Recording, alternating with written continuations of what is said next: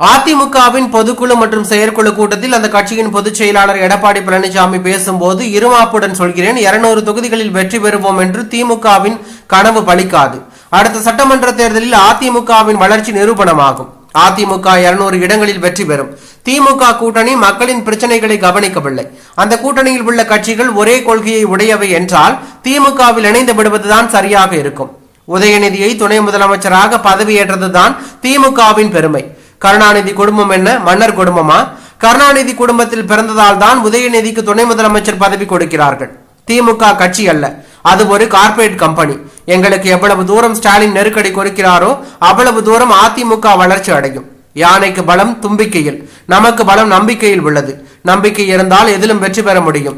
கடந்த தேர்தலில் கூட்டணியில் சில பிரச்சனைகள் இருந்ததாக ஏற்றுக்கொண்டு கூட்டணி என்பது மாற்றம் அடையும். ஆனால் அதிமுகவின் கொள்கை நிலைத்து உள்ளது. அதிமுக என்பது மக்கள் செல்வாக்கு பெற்ற இயக்கமாகும்.